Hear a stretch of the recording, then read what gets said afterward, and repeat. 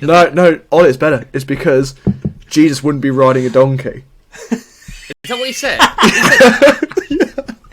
Oh no, I sort of want to stick up for him. It's quite tough.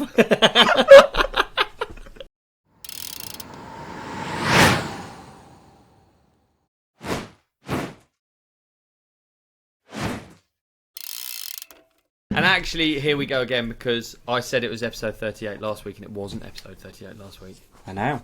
And now we're here in Was it? episode 38, almost like we're in the future. We made it. We made it, man. We're here. We made it. Episode 38. Thanks for joining us. Yeah, I've got, cheers, first, everyone. before we start, I've got I wrote it down in my notes here. I've got a listener fact check. Uh-oh. Um, These are This always is from scary an when they come through, aren't they? Yeah, exactly. This is from an expert in the field of applied plasma physics, and it's about the scanning your face from your phone. Oh, please, yeah. And okay. it says, all right. And they said Interesting. that the infrared which your face is exposed to from your phone scanning your face is less than the sun when you go outside. So there you go. If that's Okay. if that's the radiative. Oh no, he sounds stupid already, and it's only just. Oh no. Radioactive? There yes, one of those. Okay. So we don't have to worry. We don't have to worry about Face ID. Yeah, okay. All right. I like that. That's great. Although, and I don't want to dispute this guy, but I am going to say it. Dude, it's good. I'm just a say messenger here, it. dude. there must be a reason that even I knew that there was negative effects of this thing, and no doubt this guy's correct. Yeah, But there's always two sides. Yeah, I'm sure there are. But, well, radiation or infrared isn't good for you, is it? No, But then it I can't guess be. the sun isn't either, is it? No, it's true. Facial recognition. Sorry, I'm looking already. But yeah, Okay, I thought it was worth bringing that up. I'm not going to do it. No, no. Do look it up in the background, and we'll further that question. Yeah. Should we pick it up? Should we pick it up another time? Or? Let's pick it up another time, because it's episode 38, and already we've made ourselves look stupid, and it's really, really not been that long. One thing we do have, though, please, it's a World Cup. It's an episode after a World Cup, and yes. what we had last week was a World Cup analyst, and this week we have the analyst of our own, young Beney, with us. Way. Fresh off the plane or the boat or the train, however Plane. it was for you. Yeah, plane, yeah. my man. How Plane? was it? It was sick. Really, really sick, yeah. First time in Lourdes? First time in Lourdes. What a place. What a place. Is it? Yeah. It's Yeah, interesting, isn't it? I've never been, but it's a crazy religious place, right? I could feel the spirits wafting through me as I was there, for sure. Could you really? Yeah. Yeah, it's very, very holy.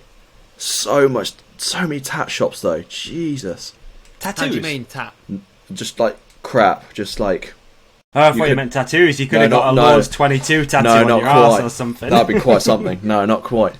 What sort of crap do you mean? You could buy a like plastic, like a jerry can, sort of like a container, Yeah. with like laws written on it that you could then go fill up with the holy water, if you so desired, and then like little like porcelain Virgin Marys, magnets, just What so makes it much. holy water then? I think we've spoken about this before. What makes it holy water? Is it the fact that it's coming from a church, or is it just the area? Do you think, or what? So- Because I Has washed it the been dog. blessed, I think maybe. I wash the dog with holy water from the church. Like whenever we go walking and he gets muddy, I've washed my bike with holy water before actually. Nice. Because they've got a hose pipe attachment on the local church. Wow, But there I you was are. just curious: is what makes it Does that actually ma- holy water? Does that mean Huh? it's holy water? Well, that not just it's made? from a church, right? Like, No, so the story goes apparently in like the 1700s there was a girl who saw a statue tear apparently, Yeah. and this girl like stood there for hours watching, and then ever since then Lourdes has been deemed this very holy place, and people will be brought out in hospital beds to come be healed by the holy water. Really? Yeah. wow. So all Yeah, the water I in mean- the area is holy? I think so. Specifically around like the main church, like, this huge, great building where like there's a cave underneath, which apparently is where this girl saw this statue tear or whatever. Cave, crazy. I thought it's almost back in like that there's condensation and stuff in caves, isn't it? It's, something like that. Yeah. Don't put a statue in a cave anyway. Put it outside so people can see it. You know what I mean? Exactly. But it's hell of a place. Hell of a place. I feel like if you were looking at religion as a business, which it is, and you were looking at a way to monetize the business, and you looked at what was the loads of on the planet that you could charge money for, you'd probably look at water and you'd go, not a bad shout. Thank you. You could say, maybe we could put this in a little bottle. We could. I remember going to a christening when I was young, and there was little like Jesus sort of plastic bottles of holy water you could buy, and they're probably a couple of £1. I'm going back years and years. But what a hustle! Someone's in there in the kitchen just filling up bottles and just selling it, dude. Like, I mean, I don't know. I wonder right. Let's have some guesses as to what the. Oh, I need to find 1 second. How much is the? 1 second. How much the Church of England makes every year? Please. Oh. I would love to know how much the Church of England makes every year, Ollie. That would be fascinating.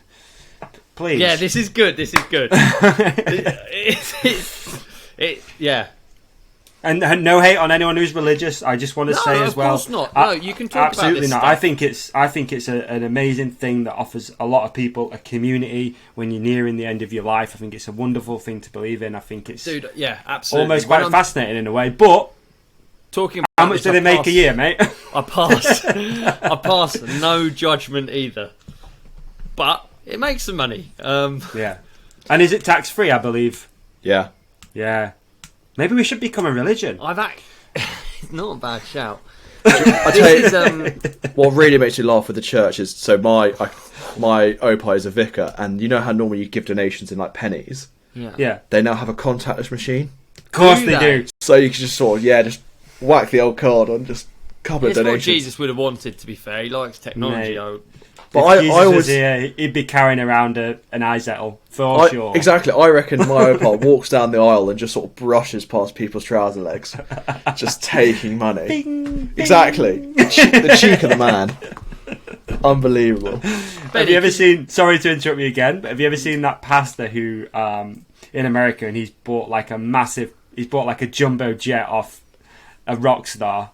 And someone brings it up, and they're like, "Why do you need like why do you need two 747 jumbo jets?" And he was like, he comes up with this insane excuse as to like he needs to. It's what God would have wanted, basically.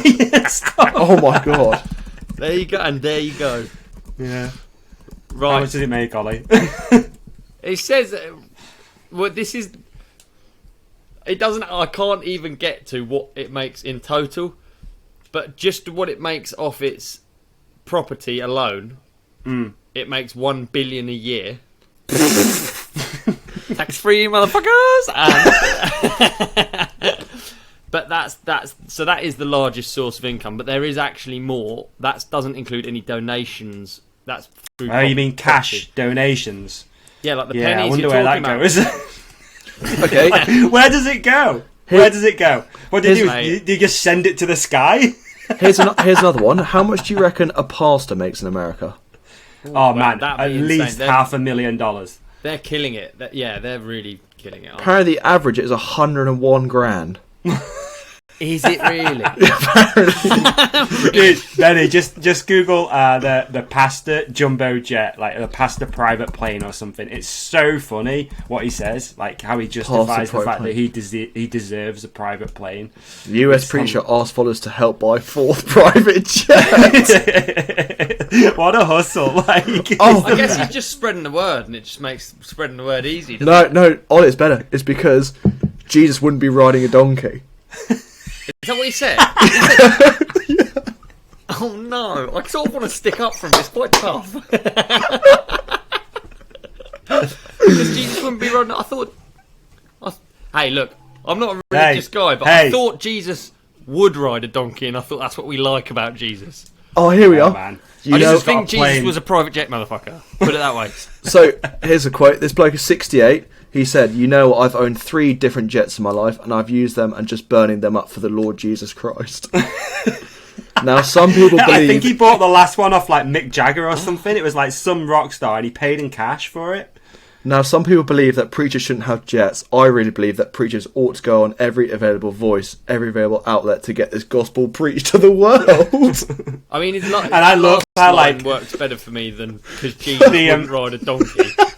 I love how like the American pastors are sort of like super Hollywood looking as well. They've got like perfect teeth, they're like glowing with suntan and like hair stuff going on. Oh, it's so dude, this is mind blowing. Isn't it? There's a rabbit hole to go down right there, man. Seeing how much money they earn and stuff. Preaching the good word. I mean, again, if it helps you get through tough times, then, do you. But... Yeah, absolutely. I actually don't hate on any of it. It's all good. But then, like, the money side of it's a bit fishy, isn't it? Yeah, like, it's all good. I like religion. I like people. I used to think I knew it all. I did when I was younger. I considered myself an atheist. I don't really anymore. Do you? Are you an atheist, would you say? Like, actively against religion, atheist.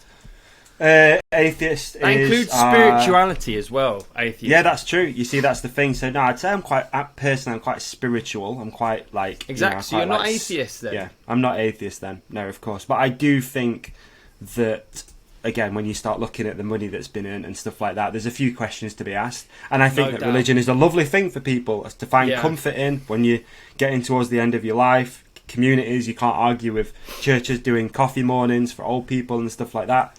But do a lot of good stuff as well. So do other things that don't necessarily need to be religious. Let's just say, gaudy. I don't know. It's just tough, isn't it? I mean, it's just. I think it's it's nice to sort of live your life by certain principles and stuff like that. Yes. That maybe. But did you ever see that there was a YouTuber years ago who lived his life by the 10 Commandments? Is it 10 Commandments? Yeah. So he only wore like one cloth, and he did all of the things for multiple years, and it was pretty interesting content to watch from what I remember. It was a long time ago. Yeah, it's a long time ago I watched that. Yeah, he did it for 10 years, and then he started stealing and shagging other people's wives or whatever. He like carried a cross around London and stuff for charity, I think. He had like a big wooden cross, and he used to put it on his back. He was a big stack dude, and he was like carrying it around London. I believe he was on like London Real podcast at some point. I might be wrong. Pretty sure though. Going back a few years. So yeah, interesting. But anyway, that is interesting. So yeah, glad you enjoyed Lourdes, Benny. Yeah, I imagine it is a crazy place. I've heard it's a really crazy place. I actually really like religious tat. I think is really interesting. Like you see it loads in. Not tat, but like all of these little like trinkets. Marys, like you say, and trinkets and stuff. I think they're so cool. You see it loads in like South America and Mexico and stuff. The coolest place. The buildings as well were insane. Really? Yeah. Oh yeah, the cathedrals, and like there was this one. I think it was a church on this huge rock out of the ground, just sort of stood in the middle of the town. It's amazing. It's really sick. Yeah. There's a lot of questions to be asked, isn't there? Like where, how is it funded, and all that sort of stuff. There's a reason that they've got these big silly buildings, I guess, isn't there? Yeah. Dude, it's good. It was sick. I don't know. A lot of questions. I do find it interesting though. Without taking the piss, it is interesting. But yeah, £1 billion, £1 billion. Dude, that's. And is it just like sat in a bank account? Like I wonder, like what's the name of the bank account? Is it? I don't know anything about it. It's fascinating, isn't it? But I mean, I'm sure it's just M.J. Christ. Do you know what? In the defence of them, in its defence, it's like I guess they own all this property from all those years ago, and it just generates income. Well, it's not necessarily being run like a business. It's not like you see like YouTube ads like. Do this, you know what I mean? But, so that might just be by accident old money, and it's the best place for old money to exist because it's gonna act. That's old money that's gonna act by the 10 Commandments. You'd should pay tax though, shouldn't it? And I think at some point someone stole that land to build that thing. I think that might be how it worked. Yeah, I mean, might be wrong. All of it's fucking weird, isn't it? Owning land, it's all stolen. It's all stolen. Weird. It's all stolen. Do you Someone ever really stole own it at some it? point. It's all bollocks, isn't it?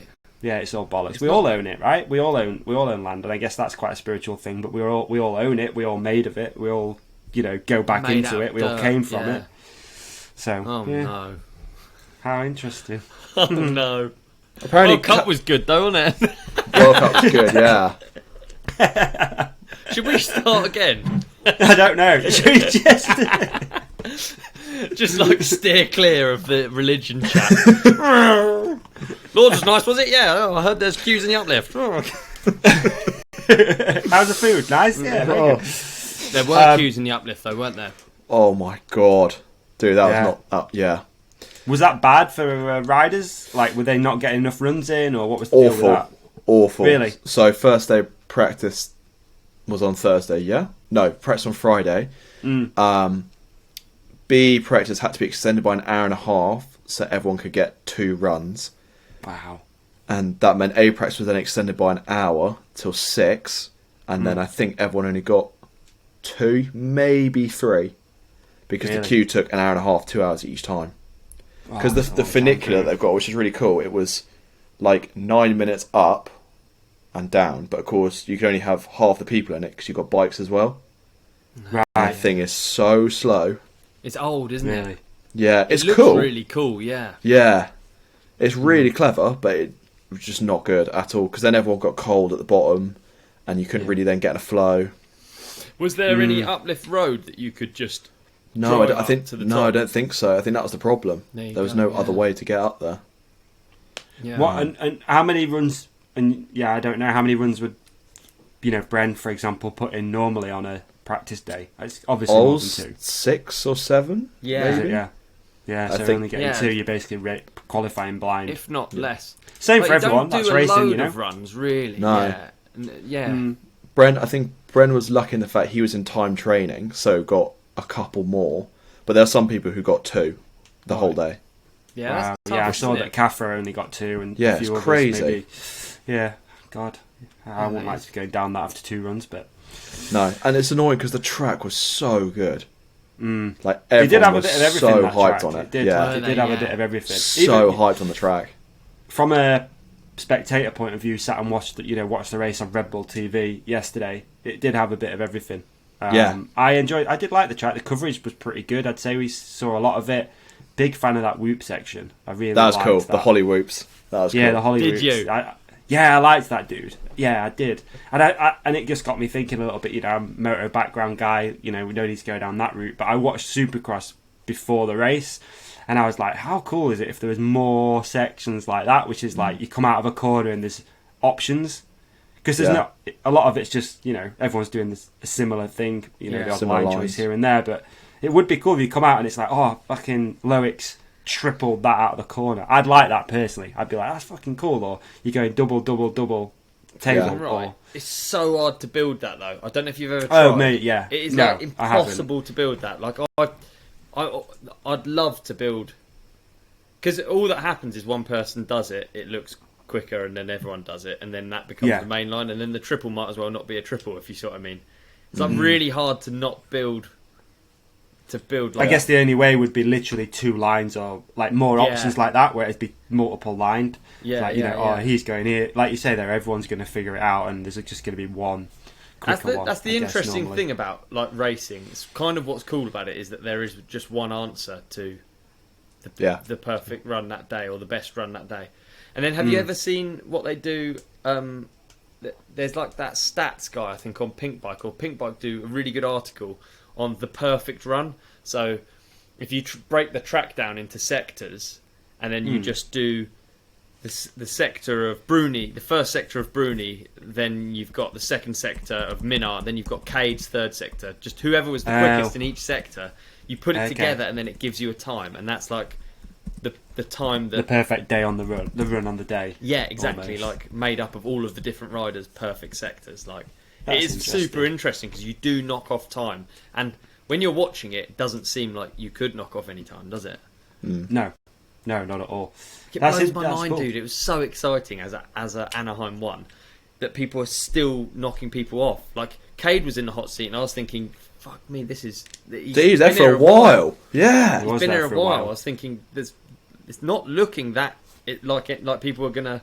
It happens every race. You see someone sat there and you're like, it's not looking like anyone's going to come close, and then they go faster. It's so crazy. And like the seal is broken. It's like snowball effect. Yeah. It's like boom, boom, boom. Yeah, they keep knocking it off.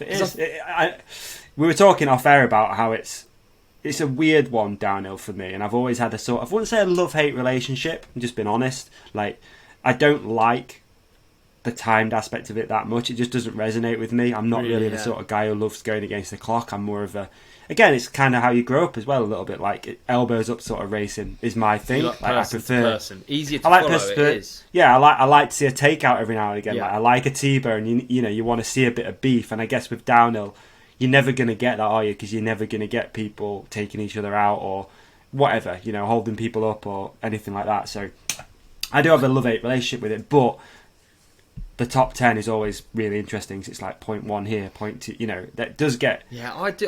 But it's interesting in a very different way to me. Like, it's not. I'm not like captivated by it. Yeah, it's something so undeniable about time, though, isn't there? The stopwatch. Yeah, like, yeah. I get bar to bar is also undeniable, but then like judged events are quite tough. I find it's like when it can be discussed on who wins. There's something just so like black and white about purely from again my own personal what I enjoy about racing, and it was a good contrast really, because on Sunday I watched the 250 Supercross from Seattle, I think it was. Yeah. There was a takeout. Moseman took Christian Craig out, and then Christian Craig was charging through the field. And for me, I'm like actual edge of my seat. I'm like, I'm zoned in. I'm like into it, and I'm like really captivated, and I'm in. I'm watching this guy carve through the pack and move people out of the way. But downhill's such a different thing. Like it's very. Yeah, it is to me. Like, obviously, the top guys coming down, whether it's Loic or whoever it might be, you are watching it, but it's a very different. I very rarely find myself really like captivated by it and really. That's interesting. I've just been honest. That's just I was on my own watching it, and I was shouting at the TV. I have like my hairs on my neck stand up. Really? It wow. Fully gets me, dude. I imagine each rider that's coming down. I'm like. Because I kind of end up rooting for everyone, especially if my mates are out of it, or if someone I know is out of it. I just can't believe the next rider is up there in the fucking box, and they've got to go quicker. And like, it's too much for me. Like, as someone who's like, I wouldn't deal with that pressure well. To me, that's just so bizarre. Just being sat up there and 100% focused. Like, I'm too filled with self-doubt to ever do that. You know what I mean? And then for them to just like turn it on, and they do it, and then go quicker. They go quicker. They're saying to themselves, I can go fucking quicker. You have to just think, you have to be pretty mentally strong there to be sat in that shitty little box at the top of that rocky hill. 100%, but it's nuts. Like, for me, it's not as relatable as growing up doing the other thing. No, I completely understand. Do you know what I mean? Yeah. I've done a few downhill races, don't get me wrong, but I never got that same feeling as looking across a gate or trying to catch one. What would be good for me, and I'm throwing ideas out here how they could maybe improve it. But like having the Ghost Rider would be really sick. So each shot you've got maybe just a ghost of Cade, for example, and you can see, he's catching. I don't know. That would be kind of cool. I'd find that kind of interesting. They kind of do that probably with the thing on the side, don't they? Yeah. I never know how they calculate that. I wait for each split like a child. I'm there like, dude, it's so good to watch. And then Warner brings you the fucking news, and it just hits that hard.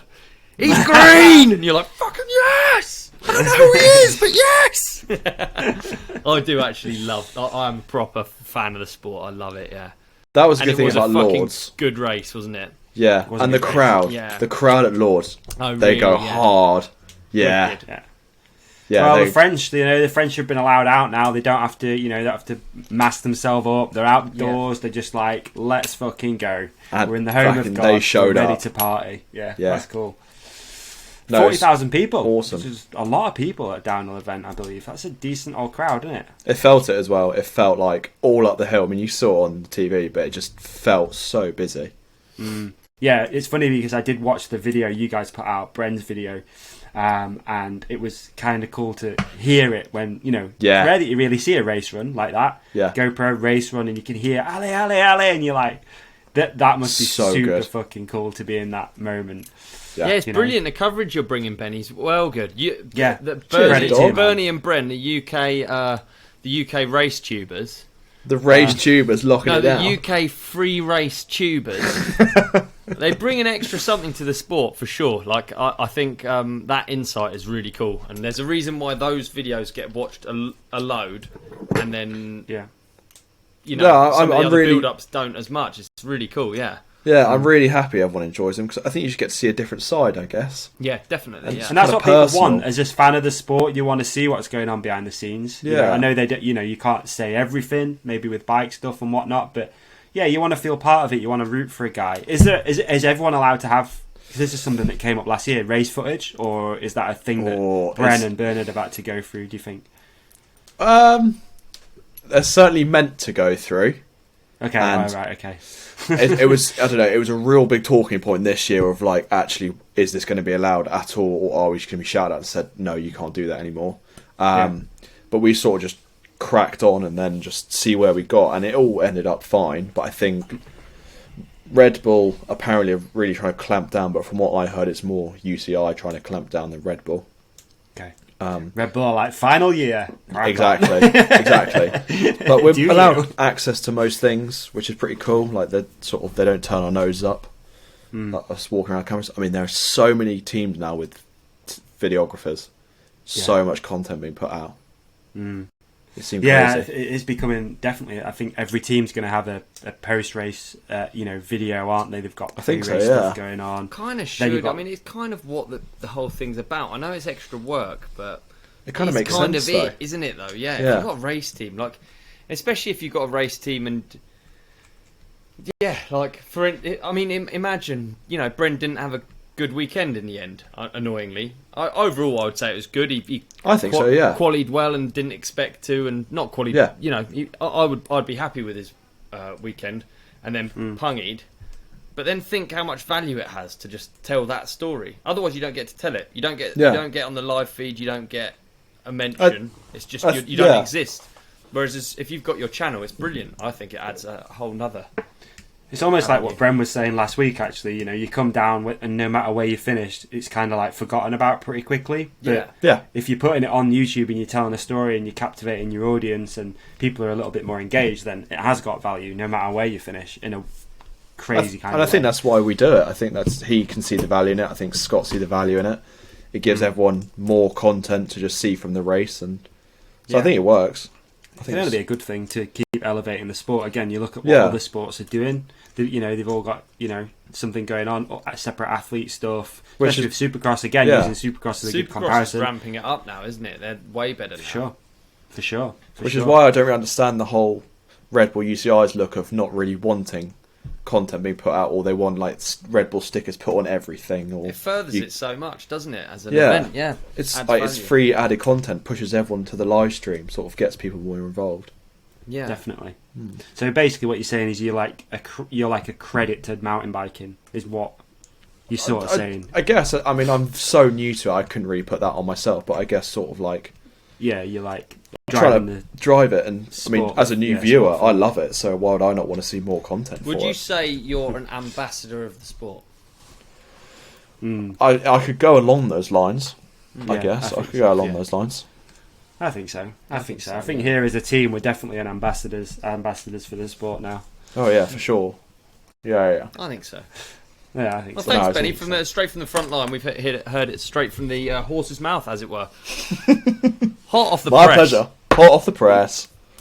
What stood out for you, Ollie? Anything major from the race? Like, what stood out? Did you have any takeaways after it that you wanted to make sure we talked about? I've got a suggestion. I thought we could maybe go through our World Cup teams. Is that a good idea? Yeah. See how many points we got. Our fantasy team. Yeah, we should really do the fantasy thing. We've got a winner as well for the what's it called, for the jersey. Oh yeah. So and also we just got a quick shout out that we are the number one team on Pink Bike. Dude, we are the number one. Yeah.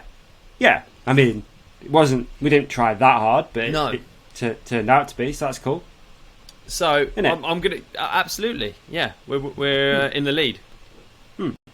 And no one There else you can go. beat us now. We've actually just won it, haven't we? We're not in the lead. We've just won it. I don't know. Is that it? Is it closed now, the league? I think so. I don't think other people can make... Maybe. I don't know. Oh, you can edit your team. Did you know you can edit your team for each Yeah, you round? can change it for each change it. round. Yeah, I was looking at it. I was like, do I change it? Do I be that guy, or do I just take the L? Just take the L. I'm staying true, man. I'm I'm going to stick with my team. I think I think we should do that. Yeah. Should we? I'm not Should playing we for remind the keeps. audience who's in our teams?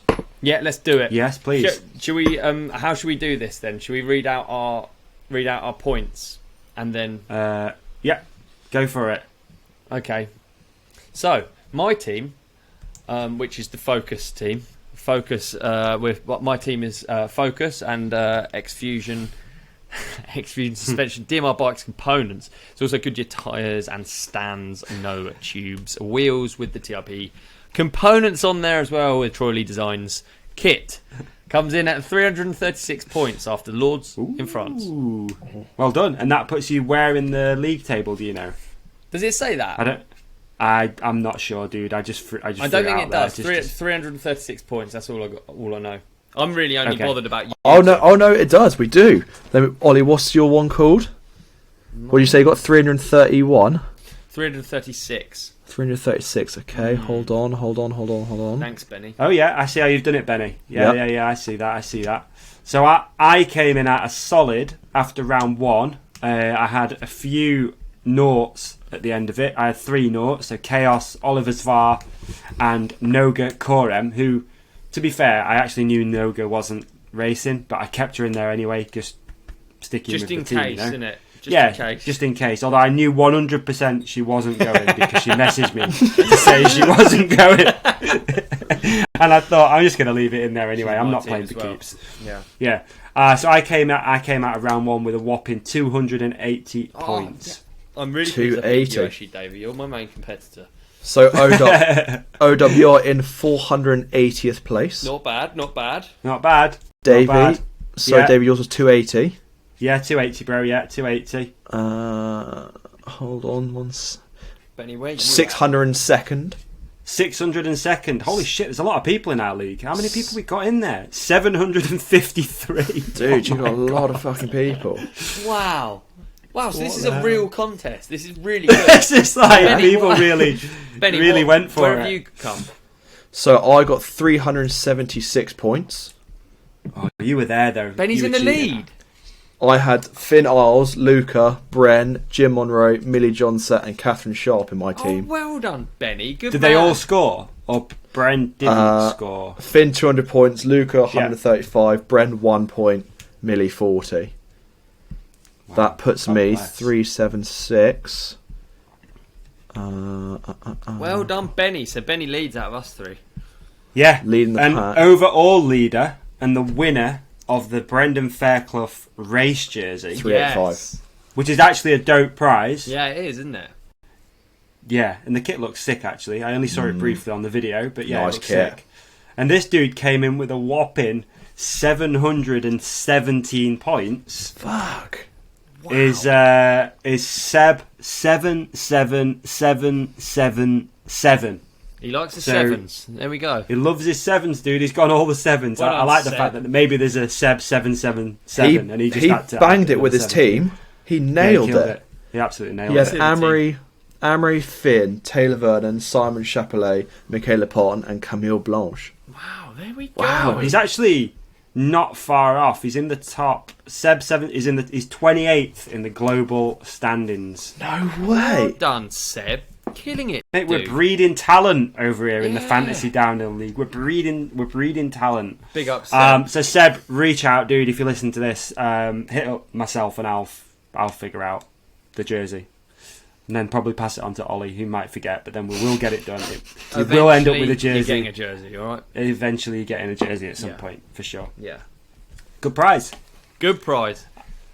The the prize on the pink bike thing is really funny. I don't know if you saw any of the comments, and no hate because obviously Specialized have spent a lot of money on this, but the prize was a helmet, and like it's ugly. It's not the nicest looking helmet. Oh, no. And people were just like, whoever won, people were like, condolences, mate. Like it's so funny.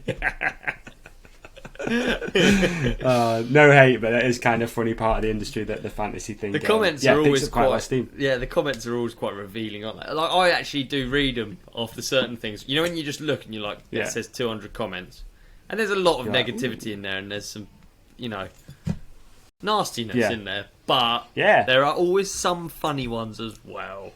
Yeah, man, there are. And big up Pinkbike for picking up the last episode too. That's nice of him. If any of the team at Pinkbike are listening, thank you. Thanks, Pinkbike. I had a thing to talk about. Well, should we talk about the World Cup for a bit longer? Can do, yeah. We can keep milking it, yeah. I think we should keep milking it. I heard that Amory's... How about it? I heard Amory's bike's super heavy. Is that right? Oh, my. Is it? You've got an insight, Benji. That is one heavy thing. Okay. Is it? So it's heavy on purpose. So yeah. I just heard Amory's bike's super heavy. And why is this? Why do you think? What have you got? What do you think? Why is it heavy? Don't know, but he won. Dude. So at that point, it becomes a conversation. So he won because he had specially designed Schwalbe tyres for that race. Did he really? Yeah, specifically for that race. Wow. Yeah. There you go. But that is one heavy bike. Benzi's keys to the race. I'd love to have at some point, Ollie. We should get a tyre expert on who might be able to shed a little bit more light on how would you develop a tyre for that race. I mean, that's a bizarre. What if it rained? Then it's not for that race, or is it still for that race? That's a good point. I don't know. Interesting, isn't it? I like though that. I'm on the fence. Do I like? No, I do like that it gets a bit more Formula One-y and a bit more like, this is so technical. Race or this bike's. I know it's probably always been like that, but someone who's tuned into the sport a little bit more properly over the last few years, noticing that things are changing and so Bryn said, heavier bikes and stuff. Yeah, Bryn mentioned last week that wheel flex, frame flex was becoming a real talking point, and then I guess heavy bike sort of plays into that as well. And lead. Lead was a big one this year. So Bryn's got lead in his BB. Yep. Yeah. Yeah, I saw that. That was on the vlog, right? Didn't you post a bit? Yeah. So you're getting the weight low down and basically making it ride like an e-bike. Because it doesn't take a genius to work out when you ride an e-bike and you're sort of a bit like, it really sticks to the ground. Doesn't stop. Yeah, there is that. But fuck yeah, I get low centre of gravity keeps the weight right down and stuck.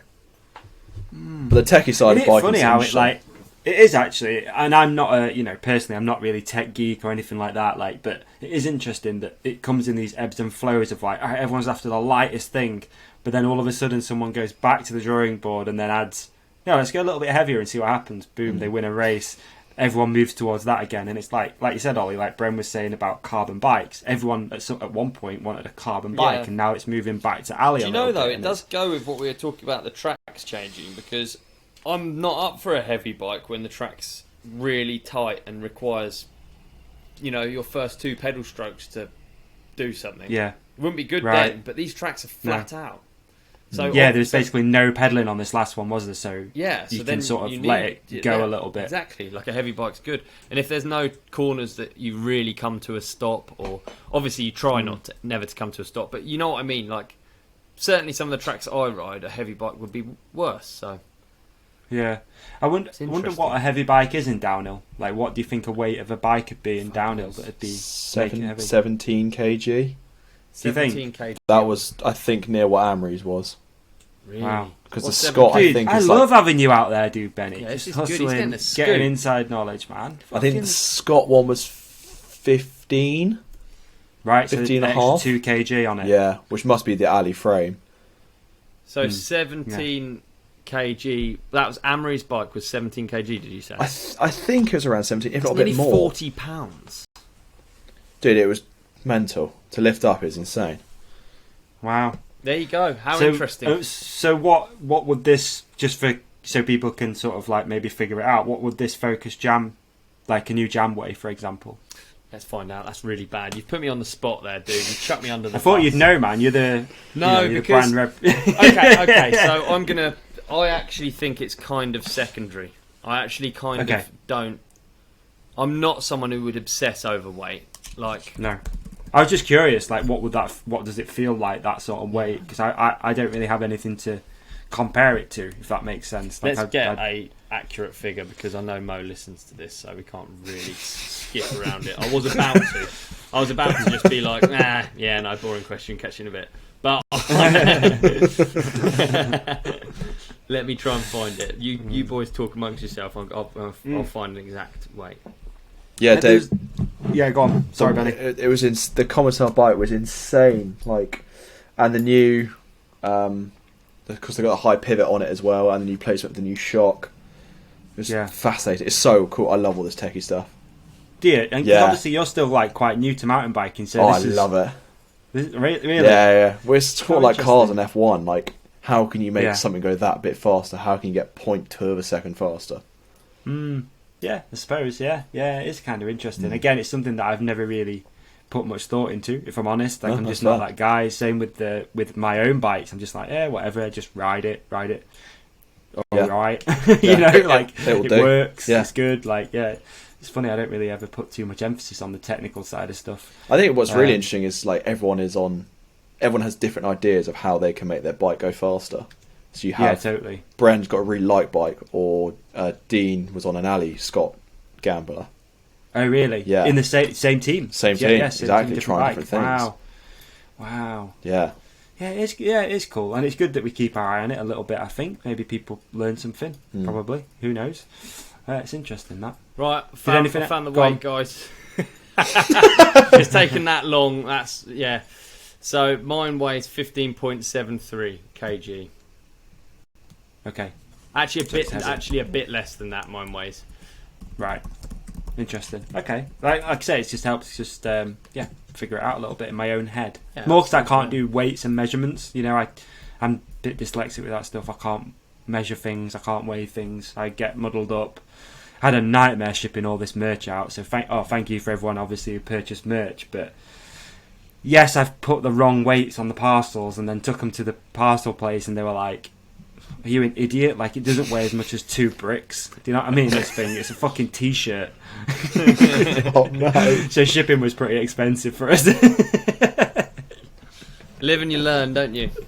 Yeah, it's been sick getting people sending shots of them in the first merchandise for the Ride Companion. Well, good. Yeah, man. If people still want a tee, there's a couple of smalls and mediums left. We're pretty much out of everything else. We've sold out of large and extra large within, I think it was like an hour or something. Was it? Maybe just over an hour and a half. Yeah, exciting. Really cool. Plenty of hats is left as well. It's going to go cold again in the UK next week, folks. This week. So when you listen to this, you're probably freezing. So we got fake summer. We got a fake summer right now, haven't we? I think so. Out riding dirt jumps and I've been wearing shorts, dude. Really? Yeah. I wear shorts pretty much all the time. Pretty much always. Yeah, barefoot and wear shorts. But yeah, totally. Mad, isn't it? Outdoors. It's beautiful. So nice today up here. A nice weekend as well. Anyway, anything else stand out on the World Cup stuff? Sorry, boys. It hijacked the conversation there a little bit.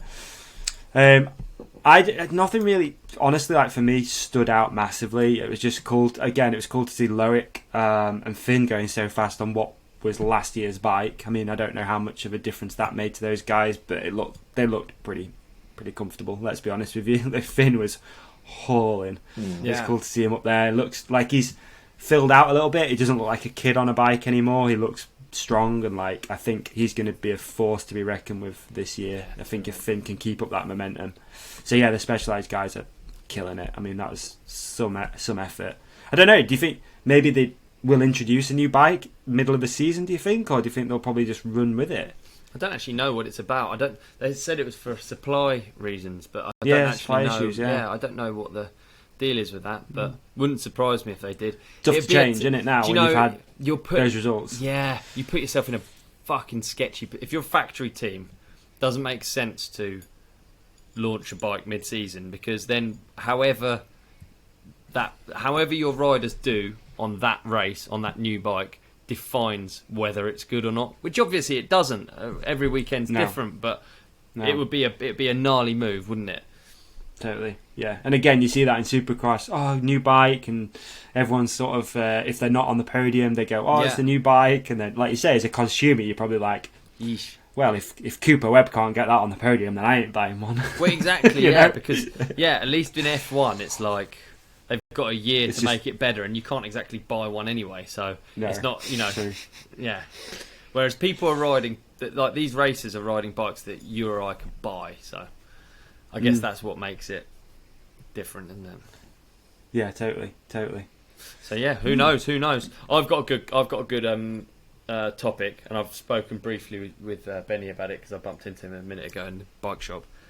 But did you see? I don't know if you will have seen it, Davey, because you don't like this stuff. But it's hard to miss. No. You probably will have done the Will Smith, Chris Rock incident. Oh, of course I saw it, dude. I saw it this morning. I'm glad you brought that up. How interesting! Wow. So switching gears. Let's switch gears. Yeah, absolutely. Let's switch gears, dude. Let's go. Let's have some. Let's real go mainstream. Plain Jane shit on here. Yeah. Yeah, let's go. Let's go. So, to our listeners, who anyone who might have missed it, Chris Rock was hosting the Oscars. Please do interject if I get anything wrong. Chris Rock was hosting the Oscars, and he has made a G.I. Joan joke in reference to Will Smith's wife's lack of hair because Demi Moore played G.I. Jane. G.I. Jane, that's it. G.I. Jane, Yep. and she had a bald head in G.I. Jane. So he's made this joke. And Will Smith has initially laughed and then walked on stage, slapped him, and then shouted to not to keep his wife's name out his mouth or something. Is that correct? Is that a good overview? I think that's a great overview. I think, and I might be off. I think is it like a double? I don't know what they call this, like a double meaning insult. Because is a GI not a sexually transmitted disease? And obviously she cheated on him. Oh, I don't know.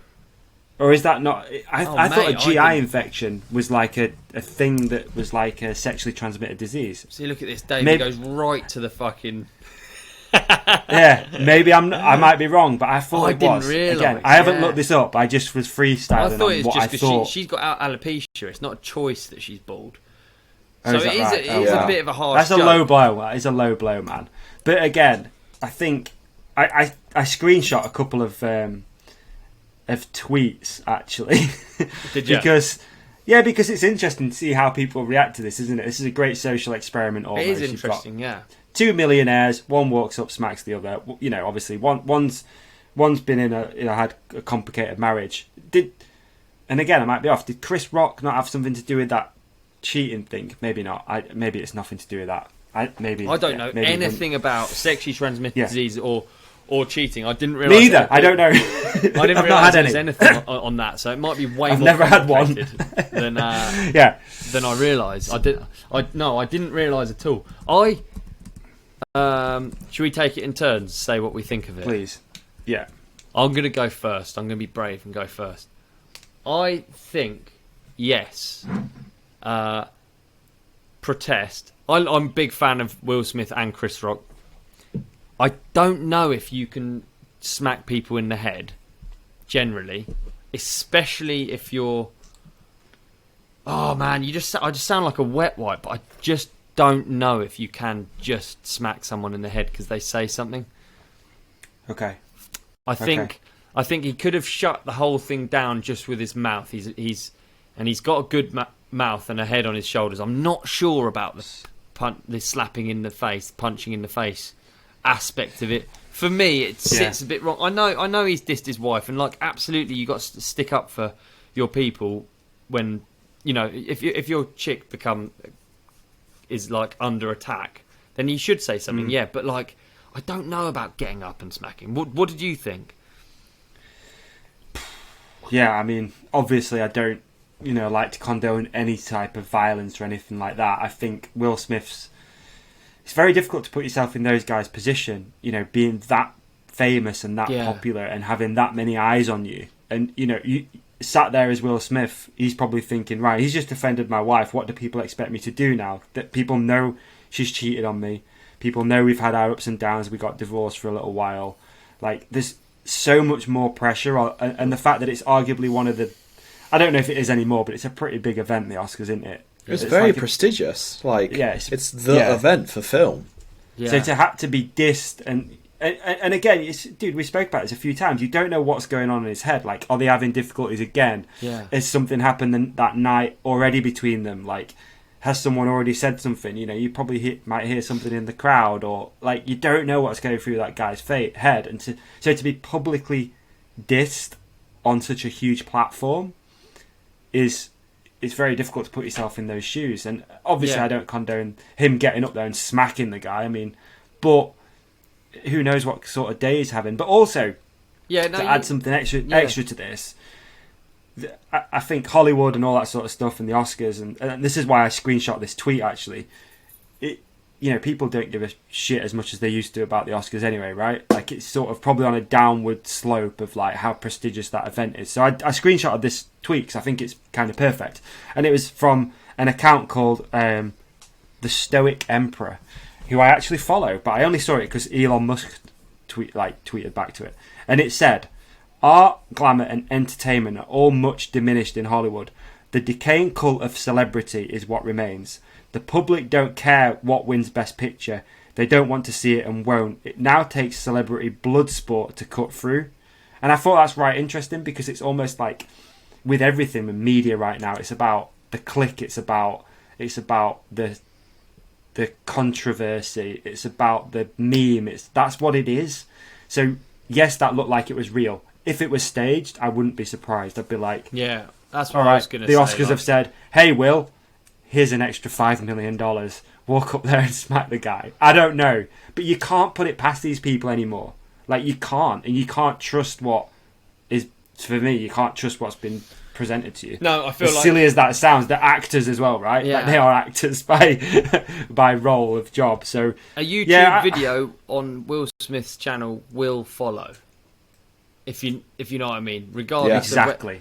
It's and you know that the Oscars, when it's broadcast now in the UK, people are tuning in. Yeah.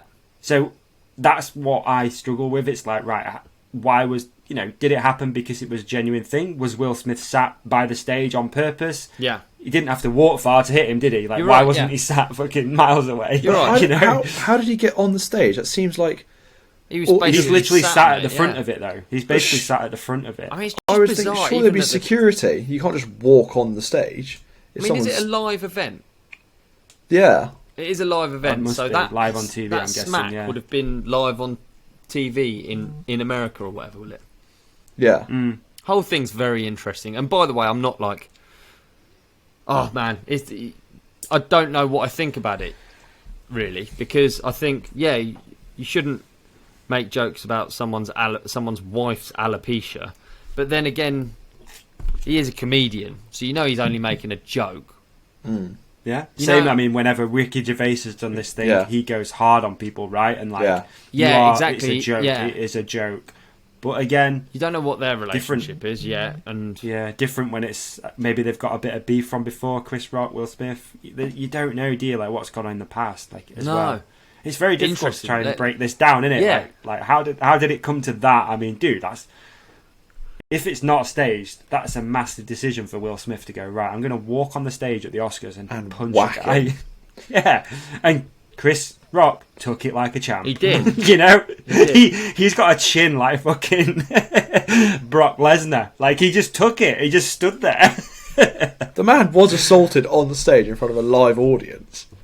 Yeah, and managed to like just carry on almost. He was like, wow, I've just been punched in the face by Will Smith. Oh man, it's so bizarre, isn't it? All of it's so bizarre because it's like loads of famous rich people doing a big a jolly where they pat each other's backs for being famous and rich, and then we all watch it, and then they're bickering. It's just so bizarre.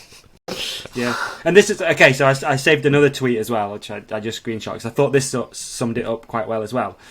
And it was from a guy called Mark Dice. I've no idea who Mark Dice is, but seems to have got a lot of followers. And it said, the fact that Will Smith wasn't kicked out of the Oscars and arrested for assaulting Chris Rock shows how Hollywood enables, allows, and celebrates the worst behaviours. And I think that is also quite true. They're going to use that as PR, right? That's like the best thing that's probably ever happened to the Oscars. I mean, which is really sad because it's just clickbait culture. It's kind of annoying. Like, it's just what... And everyone involved is nice. That's what sucks about it. Like, I like Will Smith. I like Chris Rock. I don't really care about any of them, but I mean, they seem like nice people. They don't seem like bad people, do they? Chris Rock is uplifting. Will Smith is a positive person, like a positive influence on the world, you know. Totally. And now he's on stage. Fresh Prince, dude. Yeah, exactly, dude. Yeah, it's if like he's going to move in with his auntie and uncle in Bel Air. Yeah. If you search the Oscars on YouTube, the first video that comes up has 35 million views in 11 hours of Chris Rock getting slapped. Job done. The job's done, innit? That's it. It's done. They've done it. But then if that's what they were trying to achieve, they've won. They've won the internet. Yeah. The only actually good thing to come out of the Oscar yesterday has 240k views, which is the first deaf actor winning an Oscar. How annoying for that person to be totally overshadowed by a punch. Exactly, the first ever deaf person to win an Oscar. Imagine everyone in Ukraine as well. They're just thinking, come on, guys, this isn't news. Fucking... What the fuck? Come on, guys. This is not news. Are you serious? Yeah, it's crazy, man. I don't know. It's tough to put my finger on what I think of it. Again, I'm not really that guy that has like the deep, this is my view thing. It'll always chop and change, but my view very much is take everything with a pinch of salt. Yeah, mine's not formed on it either, but I felt it was just disappointing in general. All of it's just disappointing. But like this is the trouble with like ball busting and harsh jokes. Is like it very quickly just, you know, it left such a fart smell as soon as he said that joke, and as soon as he got slapped, it was just like a fart smell in the room, wasn't it? It was just like everyone's happy time and their expensive suits just turned to just like, God, is it hot in here? It fucking sucks. This room's shit. This wine's a bit warm and. It's interesting though, like just not to keep going over it, but like how Will Smith's actually laughing at the first part, and then the camera obviously switches to just Chris Rock, and then Will Smith's walking on stage. So he's like, just laid one on him at first. He's then looked at his wife probably, who's sat there with a face She's of like, thunder. fucking get him, get him, Will. Kill him. And he's like, I've got to protect my my wife. It's weird, dude. It's interesting. I don't know what to think of the whole thing. I hope I never have to slap everyone as a grown up. I do actually hope. I really pray that doesn't have to happen in my life. Yeah. It's not a nice situation to be in, is it, when you feel threatened or it's crap like being anything famous like as well, isn't it? I don't know why they feel they've got to go to those shitty things. It would be crap being famous though, wouldn't it? You have to go and sit at the front and have someone make fun of you. Well, I don't know. Yeah. I wouldn't go to those events. No, probably wouldn't steer either. Clear, no. Go and do something you enjoy. Yeah. And then again, when it who gets knows? mixed up with what does he enjoy? Why is his wife?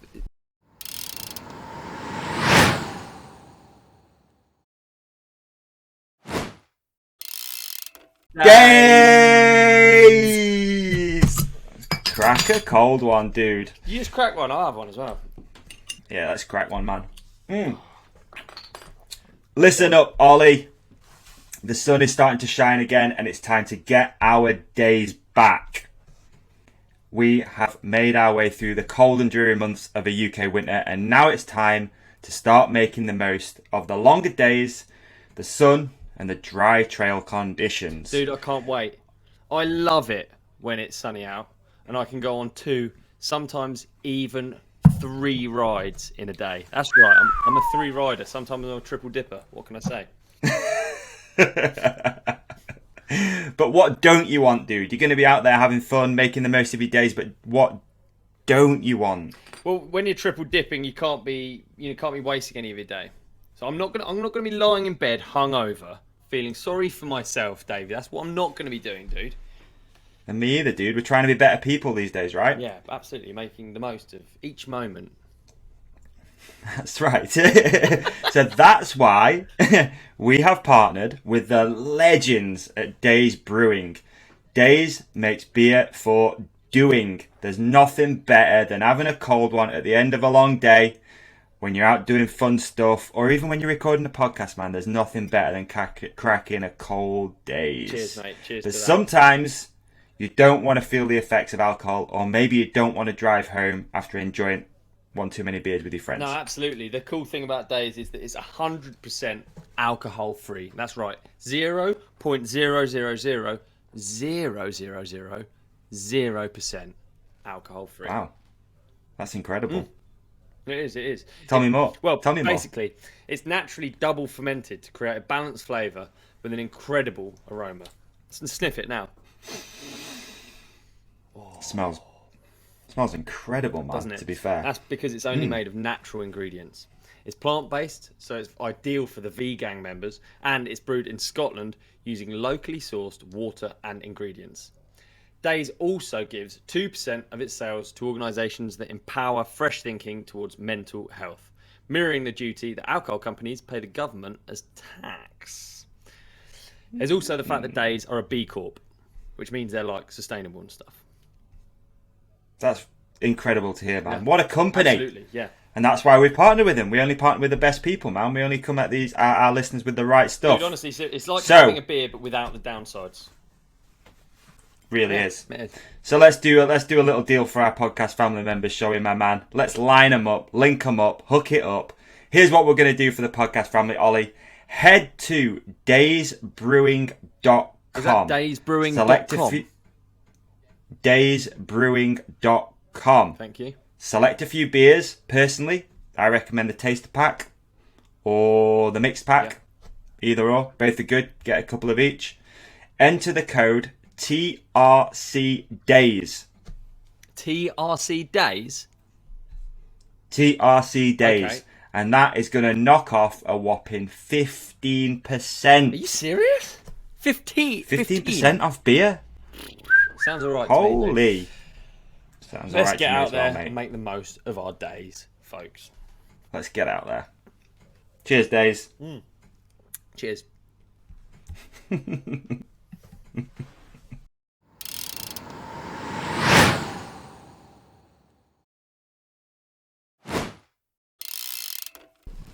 don't know. Oh. Yeah. I know this is... we haven't talking about this, but I would be curious to see if you've seen it. The NCAA... God, we're really going deep here. The NCAA swimmer. The transgender. Have you seen this, Ollie? Or no, I haven't seen this or heard about it. Please, what is it? Please don't make me try and explain this, because this is not going to be fun for me at all. Okay, let me try. I explained Will Smith hitting Chris Rock. It's your turn. God. Yeah, this is tough, man. Okay, so there is a transgender athlete in America called Leah Thomas, whose original name was... Dude, it doesn't matter. It doesn't matter. Leah Thomas, let's just give you the bare bones of it. Leah Thomas was ranked 452 in America, collegiate swimmer, as a man. Has then done a thing. Still has male reproductive organs, so he's still... I don't know. I love this. I love watching you squirm. I'm like squirming, dude. This is tough. This is the best. Okay, you get the idea. You don't need to go on. So Leah's... Okay. So Leah's competing... Rescue me. Yeah. But she's won as a transgender female. Not only did she win, she annihilated the competition. Yeah. As in, like, the fastest person to ever do that. World record. So what do you think initially? So I've told you that news. A man who has made a sex change has entered the women's competition. If you see a photo of her on the podium, him, she, they, her. Oh, fucking hell! If you see the person on the podium, it's noticeably different. Okay, these are three very different people. Yeah. So, my thoughts are, it's not my place to. It doesn't affect me, so it's not my place to comment. It's for girls to. Okay. But that said, if I had a daughter, and let's say it wasn't swimming, let's say it was boxing.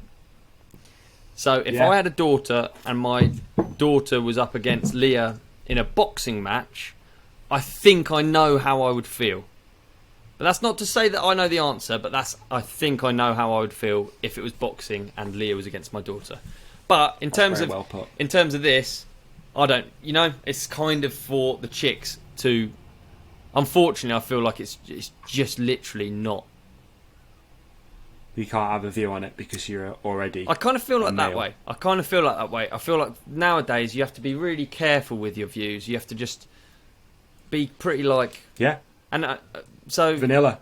Yeah, and ultimately it doesn't affect me. You do have to be vanilla. You do, I agree. You do have to be vanilla, but... Yeah. it's also interesting to have, or at least start the conversation. Yeah, so sorry, other maybe people I've been can a look chicken into it. shit. It's a podcast. No, isn't you've it? not. You No, know you've what not. I No, think, no. dude, and I feel like a lot of people think a certain way, but I also think it's a very difficult problem, and it's one that I'm very thankful to not have. And I have a lot of empathy for people who are going through it, and like I don't just laugh at the situation. It is like it is shit. Yeah, it is shit. It's shit. In like real world terms, it's not fucking something to make fun of. And I wasn't. By the way, I'm not saying that you were. You weren't making fun of it. No, I wasn't. I really wasn't. Yeah, I was genuinely just curious what you thought, and obviously, but I know what our listeners think as well. I'd love to hear from that people. Like, how do you justify it? Is it right? Is it wrong? I don't know. Yeah, doesn't seem right. That's all I'll say. It just doesn't look right. It doesn't seem like it's right. It's doesn't fucking seem fair. difficult, isn't it? It is. No, it doesn't seem fair. Exactly. And what you want sport to be is fair. So ultimately, it is a really hard one to talk about, though. Now, I mean, I think it's really hard, and if I'm honest, I do have an opinion. So my opinion is what I said with if it was my daughter and it was a combat sport, I think that is my angle on it. Yeah. Maybe that's a stupid cop-out way of saying it, but that would probably be my angle on it. Because then, ultimately what that would mean was my daughter was getting a head injury.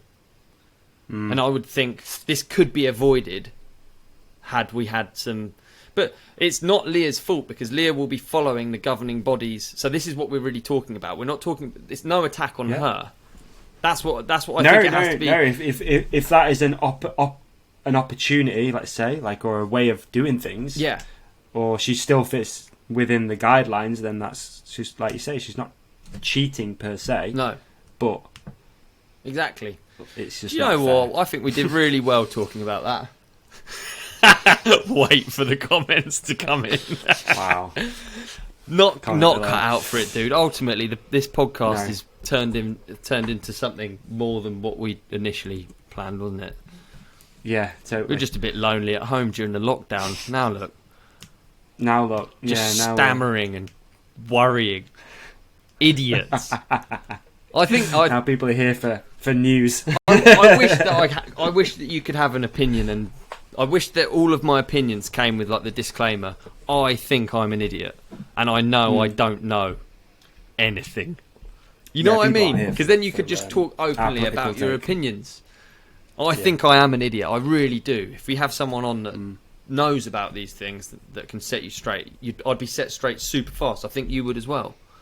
Totally. Yeah, totally. But totally. That's our podcast, dude.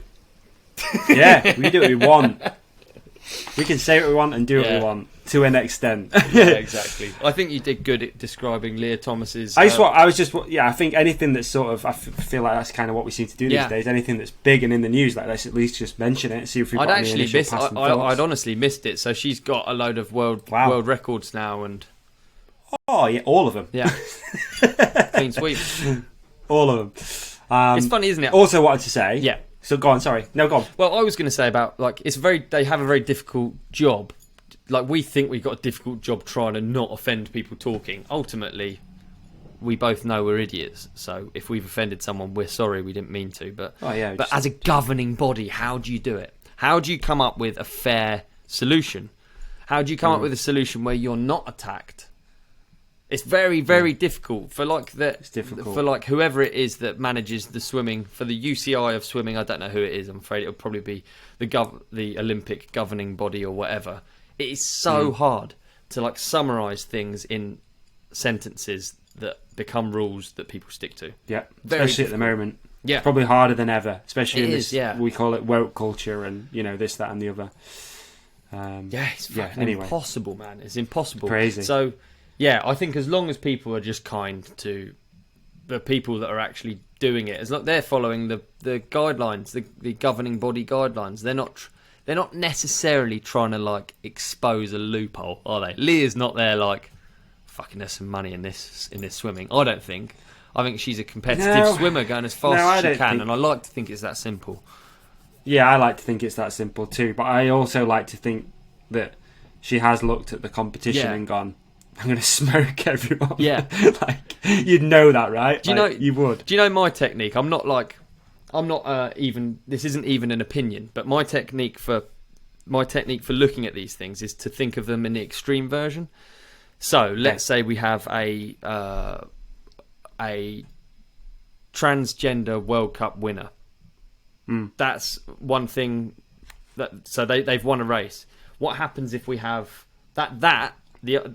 how we deal with that might be different to how we deal with a race where we have every podium is made up of transgender people. Because then if the entire series is just every podium is made up of transgender. I'm just talking in extremes. So you have to think as a governing body, in my opinion, in extremes. You can't just think of this, it's just a one-off, we'll let it go, just it's all good. Yeah. Or whatever it is, whether it's like any kind of unfair advantage in sport, because that's what we're talking about as a governing body. You have to... Yeah. So that's to be... You have to think about the extreme version. So let's say, for instance, therapeutic use of testosterone. You know, like out of us three, we have different levels of testosterone. If I had like crazy low, I was at a big disadvantage, and I've applied for therapeutic use to bring it back up. That's different from you with the highest testosterone taking it to the outer extreme. Like the extreme case isn't the same as every case, so you have to make the rules based on the fact that we all might be taking loads and loads of testosterone and all getting an unfair advantage. I don't know. Yeah, that's fair. I like that. Clear, mate, beautifully put. No, you did. I'm going on a health kick. I'm going on a fitness kick. Oh yeah, at the moment. What are you doing? Yeah, dude. Talk me through you know what? This is. I just disappointed in myself. In all honesty, have you ever had like I really suffer with this, and I don't know if it's sort of an actual issue or not. But I wouldn't say it's body dysmorphia. That's the extreme angle. Yeah. What we don't have in our house is a full length mirror, right? So sometimes I will be like last week. I did that trade show, and there was a full length mirror, and I came out the shower in just my underwear, and I stopped at the full length mirror, and I was like, fuck, like what has happened, man? Yeah, it's been obviously I had an injury last year, and before that I was doing okay with strength and fitness and stuff like that, and I'm pretty fit at the moment, but I think I'm getting older, and I'm like just losing like tone a little bit, man. So I'm going on a fitness kick, and there's only been, I was thinking about it earlier, there's been like a couple of points in my life where I've looked at my body. This is, I'm sure people deal with this and gone, yeah, you look pretty good, man. Like, because ultimately we all kind of want to look good naked. I think that's a nice thing to achieve. It's not vain. You just want to look good naked. I think that's kind of cool. So yeah, I'm going on a bit of a health kick, man. I'm going to get back on. I used to do a lot of calisthenics training. I hate gyms. I know you love going to the gym. I hate gyms. Spent a lot of time in gyms as a youth, and I'm just over it. So calisthenics is very much body weight exercises. So press ups, dips, sit-ups and squats basically. So I'm just going to commit, and I feel like if you say something on this, it helps because you've put it out to tens of thousands of people. So I'm going to sort my shit out. Are we going to see before and afters, or is that too much pressure? That's too much pressure. I did do it before actually, when I was first starting to get a bit more movement after being hurt. Yeah. I did a shot in the garden. I got Emma to take a shot in the garden, and I'm like, I just like fucking death, dude. It looks shit. So it's time to sort myself out a little bit, man. Like I like dude. When you feel confident in your body, and at the moment I think I don't feel that. Like I said, I saw myself in the mirror, I was like, holy shit, I'm sorry to hear happened? Well, if it makes it any better, it's never noticeable to anyone else. It's always just in your head. There you go. Yeah, maybe. And again, I'm not saying like I'm not out there hustling or anything like that. No, but you know what I mean. It's nice to have some tone sometimes. You just want to be happy in your own body, don't you? And sometimes how it looks is certainly one of those things. What makes you not like gyms? Because gyms for me is an easy thing. I don't really enjoy working out, but it's just a part of a habit that I've had for a long time. So like, going from my house to the gym, paying a membership, all of it makes it like a routine that I have to fulfill. Yeah, 3 times. You know what I mean? It just makes it like. Yeah. I'm the opposite of that. I like to think that the world is a gym in a weird way. So I enjoy like outdoor fitness. I enjoy a lot of running, obviously mountain biking and stuff, but just using stuff around you. We've got a bridge up the road which is a good pull-up bar. I spent a lot of time, dude, again with my my background racing, I guess, and I never made it, I did anything, but I was pretty dedicated, and I spent a lot of time in a gym, on treadmills and doing weights and this, that, and the other, trying to be stronger. And I think I genuinely just burnt out, and I think now it's just full of like the gym I'd go and join. It's just full of idiots, man. It's just full of young people. They all crowd around machines. They're all there, fucking vain. They've got tops off. And I just don't like the scene of being in gyms anymore. Fucking I don't like young people, honestly. Fucking Gen Zs, man. I just don't want to be around them. And Fuck 'em. in my garden, I like basic training. That's what I like. Press ups. If you do 5 minutes of non-stop press ups, you can have the way better workout than going to the gym for half an hour, I bet. There you go. It's just me. I like that in the garden. I've got kettlebells, I've got skipping ropes, I've got bands to train with, I've got pull-up bars. I've got some weights. Like, I'm good, and I don't need other people to motivate me to work out. I don't like training with other people. No. Like I said, I've gone through these bits in my life where I got like really into calisthenics. Around probably 5 or 6 years ago is probably the best I've ever felt and looked. Like, I was hard on calisthenics, and I was eating really good, really clean. And just over the last few years, I've sort of like, especially being injured, I've just sort of let it slip a little bit. I'm going to get juiced up. We're going to do some TRT. Yeah. We're going to get, no, I just need to, man. There's nothing better than sometimes having your shirt off and just feeling confident. Yeah. Cool. I think that it's same as anything, like, nice clothing, nice kit when you're out riding, you ride better, it's all that sort of stuff in it. Nice clothing when you're out doing stuff, meetings and stuff like that, you feel better, you perform better. And it's the same with your body. I think if you can make it look pretty good, you perform better. Yeah. I don't know. So? I don't know. Yeah. Well, you'll feel it as well, won't you? It's not even about how it looks. Yeah. It's actually how it feels. If you feel strong, feel like you're bending cranks, bending bars. That's what I always think. Exactly. So yeah, back on it. Back on the yoga a little bit. Just trying to sort myself out a little bit. A bit of a fitness kick through summer. Why not? Nice. Why not? Why not? So, what else we got, man? I feel like we're blasting through stuff here. I put... Not that there's a schedule. We are actually, aren't we? I actually put my watching was arcade. It wasn't actually a watching. I went to the arcade with my friend's children. Nice. With his children's. Have you ever been to an Arcades are fun. arcade? It was fucking funny, dude. It was such Did you get rid of some change, or is everything a fucking contactless pad? No, tell me. It was cash. It was cash, so you'd like that. You put cash Hallelujah. in, and then you get quids out in a little bucket. So my friend put 20 quid in. I thought that was very generous. It's more than I would have got for two of his children, tenner each. And we went around all of these things, and they played on them, and then they get the tickets at the end. Nice. And then they take the tickets up. There's millions of tickets. They get them. They'll print off the like the ticker tape things, and they take them to the counter, and they exchange them for like sweeties or like prizes and stuff. And nice. So yeah, he'd put 20 quid in, and then what you could get was like 5 1p sweets or something like that. And then we looked at the direct exchange rate between actual pounds to what he could buy in thingies, and there was a Nerf gun, and it would have cost 11 grand at the rate at which we won tickets, because obviously there's an element of like skill involved in the game. But yeah, so this Nerf gun was so much more that it would have taken 11 grand's worth at our rate. That is quite funny, isn't it? It's up there like super dusty. It's like no one's ever got it. Exactly, yeah. That made me laugh. I never got like... You can't beat the arcade, man, for a classic hustle, can you? That's just a classic. Yeah. That's like an old school hustle, and you're getting hustled when you go, and that's part of the fun, isn't it? It's like the 2p machines, all that sort of stuff. You're never going to win. You're always going to lose. You never see a bookie with a part-time job. Yeah. Like, it's the same sort of shit, innit? We've got a fair down the road at the moment, like a fun fair thing, and I was going to try and go at the weekend. I felt a bit shit this weekend, so I didn't go, but similar. They've got like rides and like hook a duck and all that shit. And sometimes it's nice to take the brakes off, innit, and just go down there and just enjoy it for what it is. Yeah. Like not overthink it. Like similar to go to the arcades, play some video games, hang out, be a kid. It's cool. I never got to do it. It sounds really lame.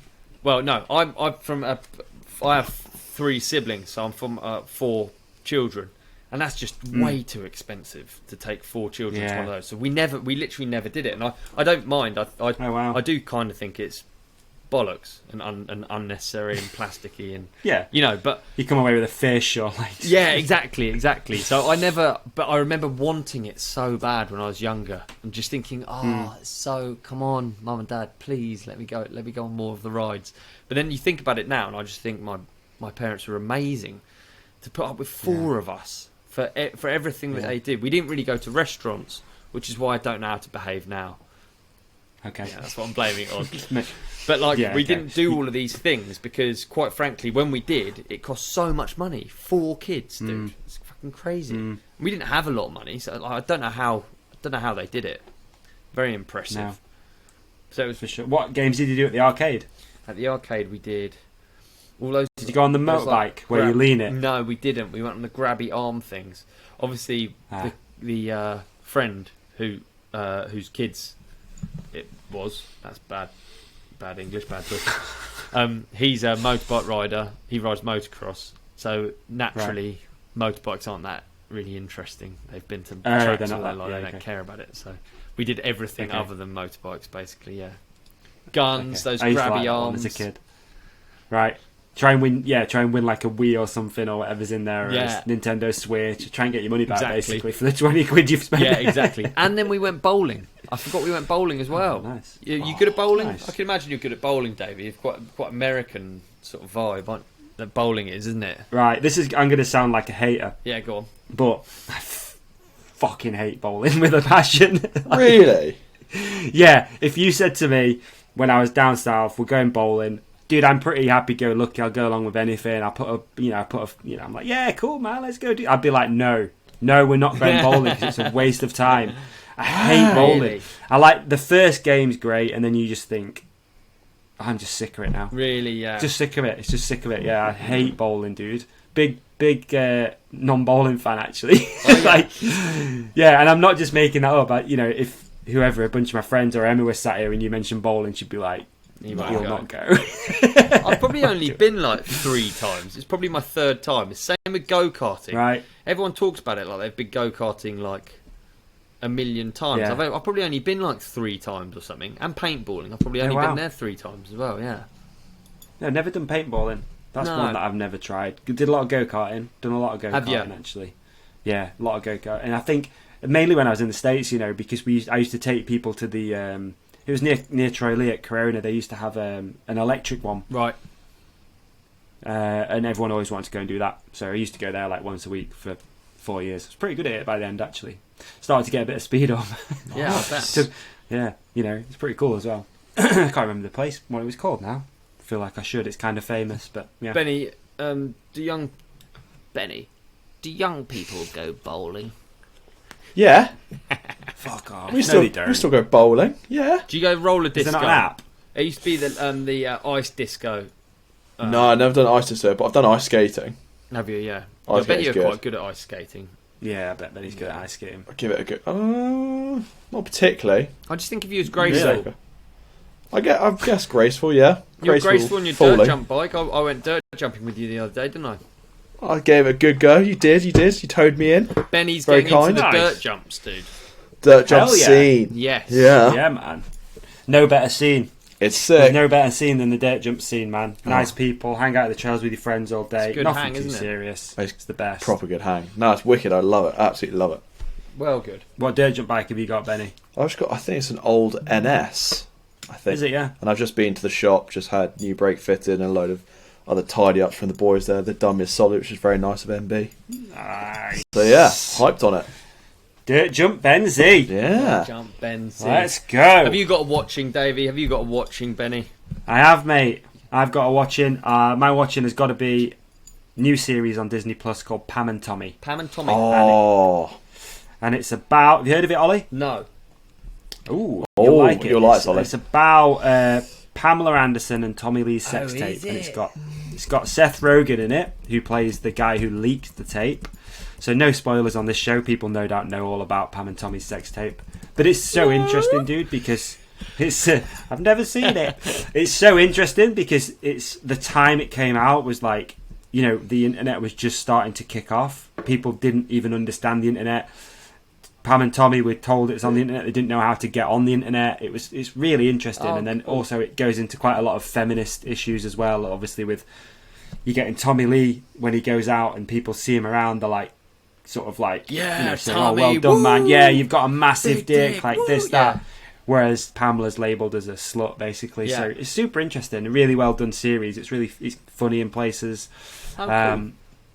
And I've got a lot of time for it. It was good. It's an 8-part series, so probably 40 when minutes. you said it was episodes. on Not too Disney, long. it's not what I expected it to be, I'll be honest.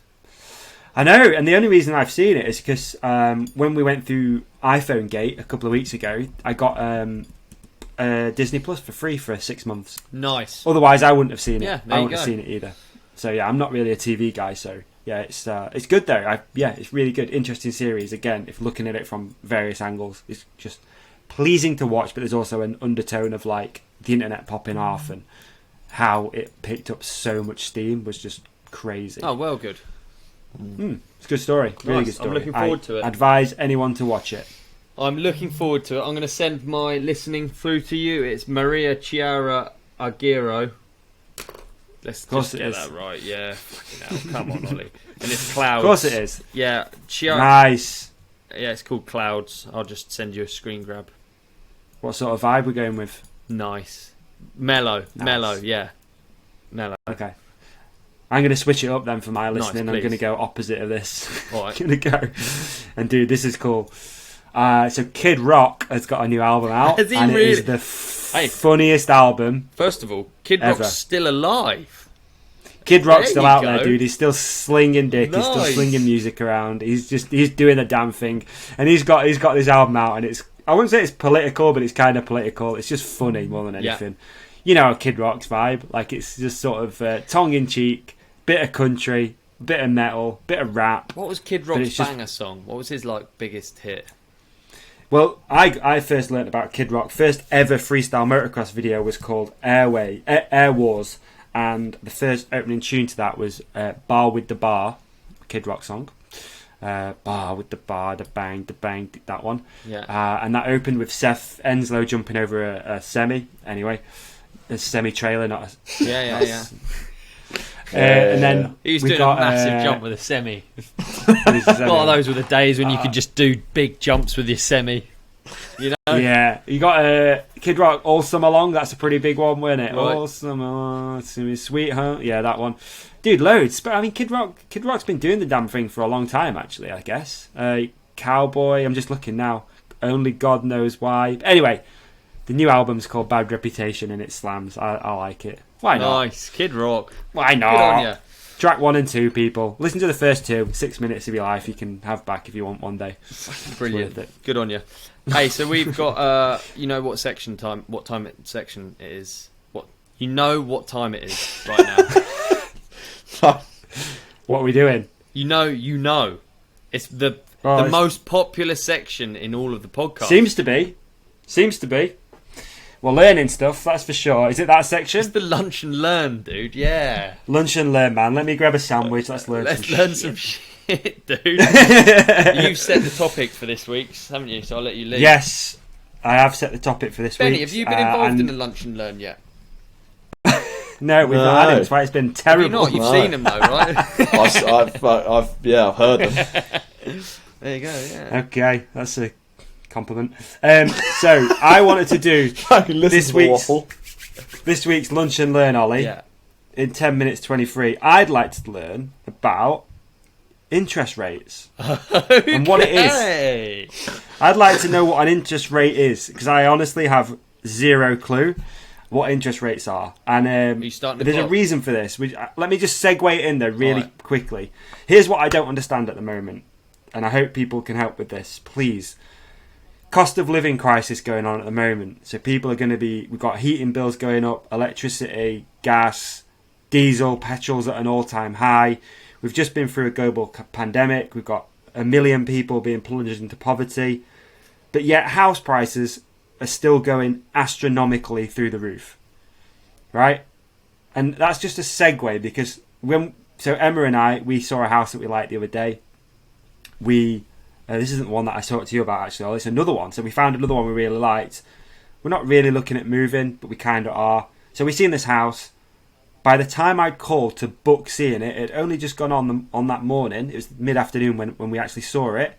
It had had 4 offers on it already, right?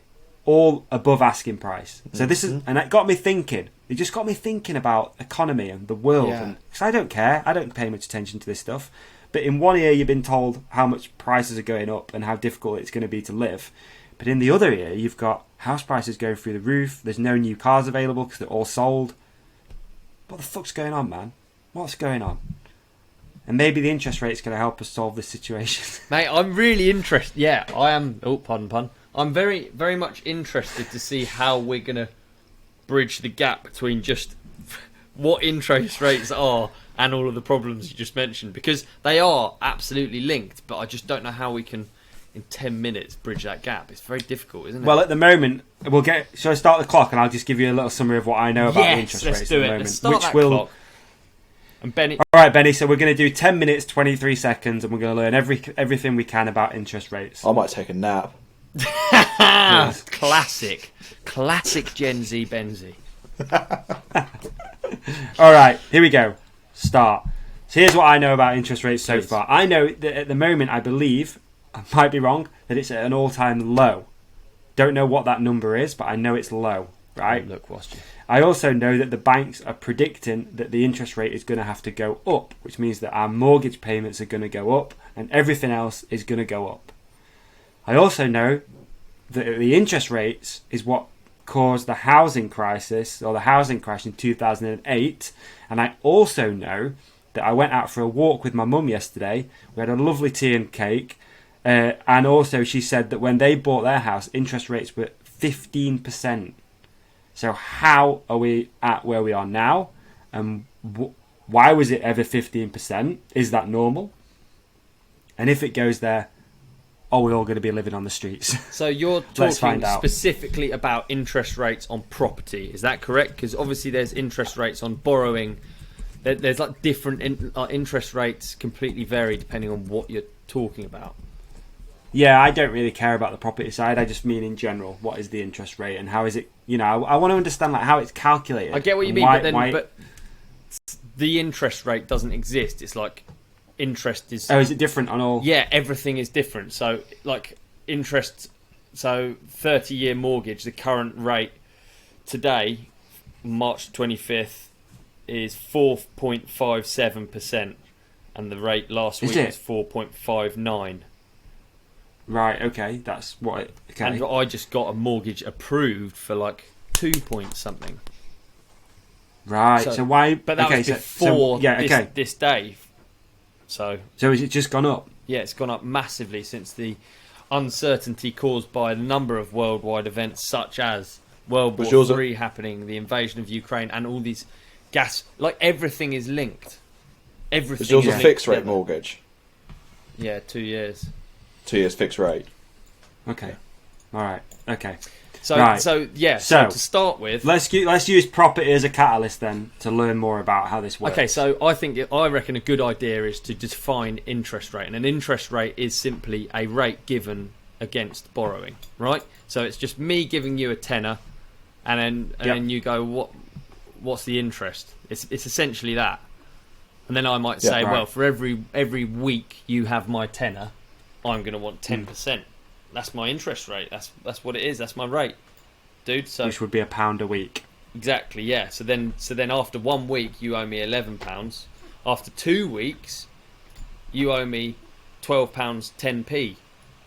You see what I mean? So why does it? So that it goes up. Okay. Yeah. Right. Okay. Yeah. Yeah. So it's 10% of the next value, basically. Yeah. It's not always 10% of the £10. It's 10% of. Right. So that can catch you out sometimes. Yeah. Absolutely. So interest rates. Yeah. Interest rates. Am I right? Benny, can you help here, dude? We've got lost already. Interest rate just means that.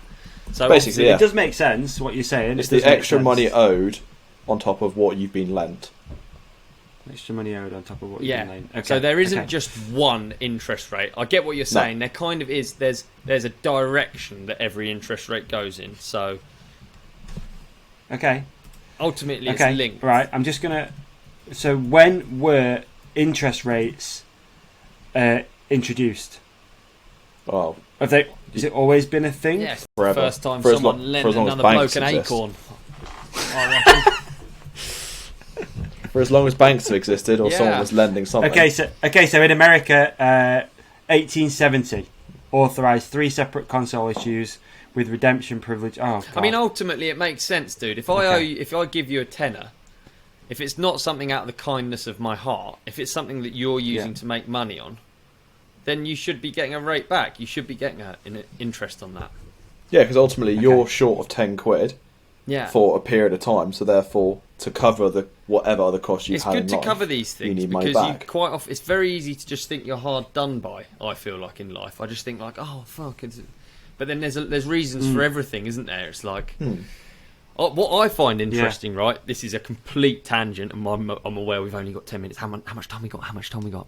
5 minutes 40 left. Actually. I don't understand how countries get themselves in such a pickle. Venezuela, for instance. So Venezuela has been hit with such crippling inflation. So let's get a inflation definition. Okay, I've got a little thing as well I can run through, So inflation, which might help. is increase in prices and fall in the purchasing value of money. So Venezuela has such crippling inflation that a Mars bar costs 4 months' wages. But but what I don't understand is Venezuela has vast quantities of oil. Mm-hmm. So why is Venezuela? We don't as Great Britain. Is that because they've like printed the way out of debt almost? They've like just kept making money, which makes the money almost invaluable. It's just, I think what it is national debt it's like spiraling national debt that just continues to get worse and worse. I've got this vision in my head of seeing people in a street with just loads of cash that were like in wheelbarrows and they were getting all the money because it was almost worthless. That's Venezuela. Is that Venezuela? Yeah. Okay. Yeah. I've got this little thing up here, Ollie, which basically shows interest rate history in the UK. Oh, okay, cool. So here we go. To be able to understand the UK's rate... Sorry, let's start again.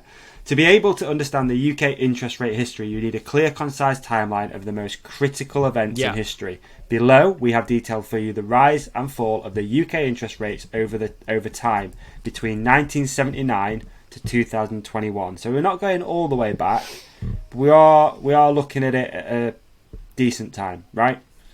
Decent length back. During the 18th century, interest rates in the UK were stable, remaining at 4 to 5%, regardless of the issues. The instability came about in the 19th century when there was more volatility in the interest rates, but saw it moving anywhere between 4 and 10%. The start of the 20th century was no different, with the same instability and constant flux between 5 and 10% instead. See, the thing is, it's quite a big difference, that 5 and 10%. That can really, like, if we were looking, so if the interest rate went up from what we were looking at a mortgage to 5%, it'd be an extra like £300 a month, which it's massive. All right, it's only £300, but it's a lot of money. It's quite a lot of money. Yeah. It's still money massive. to find, right? It's really massive. Yeah. Yeah. Okay. So in the 1979 Conservative government, so this was a major issue, and this is why interest rates have gone up, I believe. So, incoming administration of Margaret Thatcher raised interest rates to 17%, as the government of the time saw this as a critical weapon in combating inflation, which was steadily rising at the time. It did have the effect of reducing inflation, although critics noted its negative impact on UK manufacturing exports. Interest rates began to rise again toward the end of the 1980s, partly under the pressure of house price rises. Interest rates had gone from 17% in 1979 down to 9% in 1982, and were back to 14.88% in October 1989. Okay, so that's interesting. So to combat inflation, interest rates go up. So they're trying to stop people from borrowing money. Is that fair to say? Essentially, yes. Yeah. So it's to put you off borrowing Yeah. by making it just harder. So you quite literally just make borrowing harder. And make it more expensive, basically. Yeah. There you go. Okay. I'm getting nowhere closer to understanding the world of finance because it's too complicated. You can understand why right now there's a change in interest rates, though, right? If there's uncertainty in the world, if we don't know what's going on, we have obviously the bloke that we're buying oil off turns out to be a bit of a cock. So we don't, so obviously that is a large percentage of the oil, therefore. And then, but we don't get oil from Russia. No, we don't. We get some, but we get some gas. Yeah, but what it means is the if you don't get it off that bloke, you get it off someone else, and the other person can put their prices up. So it's actually not. It's not as simple as because we have to get it, so therefore someone can charge higher because we have to get it. Basically, there is a finite amount, isn't there? So yes. So then it's just competition between who. Oh no! Look at this. I love this we've section. got less than a minute. Good. Less than a minute left. So here we go. I'm going to tell you what's going on now. Please. 2022. Trying to deal with rampant inflation, the Bank of England voted 5-4 to increase the rate to 0.5% in February. This is the first back-to-back rate rise since 2004, when Tony Blair was Prime Minister. Interest rates have increased for the third time in 4 months as the Bank of England tries to calm the rise in the cost of living. The rise to 0.75% means interest rates are now at their highest level since March 2020, when the COVID pandemic started. And we've got 10 seconds left. Are you any closer? I mean, a little bit. I guess that political issues, geopolitical issues, whatever you call it, are the catalyst to why inflation goes up. Why interest rates go up, yeah. Interest rates, go up. Stop. 10 minutes, 23 seconds. Do you get to the end of these lunch and learns and just wish that you had a more powerful brain? Yes. 100%. I feel like I'm on a 65 every cc, day, dude. I feel like I'm on a 65 the cc. every day, the every hour, I think I wish I had a more powerful brain. Here's what I think's annoying, right? That we should all be in a position where we don't have to work jobs we don't enjoy, or we don't have to do things we don't like just to keep a roof over your head. Because when you look at the price of houses, you're forced into a corner to have a job, to do something you might not enjoy, just to have a roof over your head. David, are you talking about universal basic income? Mate, you know what? I'm not mad at that idea. Yeah, I'm not mad at it. Shall I do the Wikipedia? I'm not mad at the universal basic income, man. I think a lot of people out there, again, we're kind of lucky with what we do, but a lot of people probably listen to this or in a job they don't enjoy just to pay for shit that they probably shouldn't be paying for or don't need. I mean, a house is. We should. One thing I am sure of is that we should 100% steer clear of political things, because Please. we're, as we've just talked about, both on 65cc brains, and that's just not enough. You need at least a 450, maybe even a 500. We're on 65. Yeah. So, but it is an interesting thought, isn't it? Universal basic income. I don't know if they've used it, so it means that you get basically. They've done trials in different parts of America. Yeah. So everyone. So this, I'm not reading the Wikipedia thing. It's too boring, dude, because I've only got a 65. So basically, you get an allowance every year. Let's say 10 grand. So every person in the world, in the country, over a certain age, gets 10 grand, and that the idea of that is that means that it takes away the necessity to work. Can you help? Well, it doesn't take this away the necessity to work. No, that's not. I don't think that's the thing. It takes away the reliance on working to pay your bills. What I meant to say. Everyone should have. Everyone should be entitled. Or that's not my opinion, but I think that the idea is that everyone should be entitled to a roof over your head and to be able to pay your gas and electric bill, to have some sort of basic level of existence, allowing you to free up time to be an actual human being, to be creative, to enjoy the outdoors, and not feel you have to be a slave to working for someone else. That's and kind I do, I think because ultimately, already a lot of money goes on. A lot of tax-paying money goes on bringing people up that are having a shit time anyway. So it's like another way of looking at that. Yeah. If you saw what I mean, like council housing and benefits, it's paid for by tax, so it's like benefits for everyone. Is that a good way of summarising it? I think that's a good way of putting it. But I think the thought process would be that you would almost reduce tax as well, I think. Don't know if that's correct or not, but you reduce tax. I might Should be we off on delete that. this I need section? To Yeah, we're too stupid. No, we're leaving it in. There's a really good episode. Rogan did a good episode with someone whose name I've forgotten about universal. Oh, really? Oh, there you go. Yeah. I thought I was well clever saying universal basic income, and it turns out it's on a bloody Joe Rogan episode. Now I just look like every other. Eddie Wang. I think that's who it was with. He was a chef. All right, should we do some about universal basic income? There we go. Yeah, my podcast say. Podcast say. Say what you want. Okay, Ben, have you got a Gen Z story, or should we do one of those? I've got two. Oh yes. Oh, beautiful. Gen Z's Instagram isn't a real place. Alright, old man. Gen Z's newsflash. Two quick. Well, I had three. Of course, one was the Will Smith smacking Chris Rock. Sorry. We beat you to it. Yeah. My other one was Elon Musk challenging Putin to a boxing fight, and the winner takes Ukraine. Okay. And then my final one was a woman has been arrested in Texas for trying to buy a child for $250,000. Child, yeah. Just talk me through that one. So the story goes, she was in the line, and you know how when you're in the line at a supermarket, you have the little trinkets just on the side you might pick up. Apparently this woman turned to someone and saw a child in her trolley and tried to buy the child for $250,000. The woman said no, so she offered $500,000. The woman still said no. That woman has now been arrested for potential sale/purchase of a child at age 45 in a Walmart store. Of a non-event, to be honest. Sure, she wasn't joking.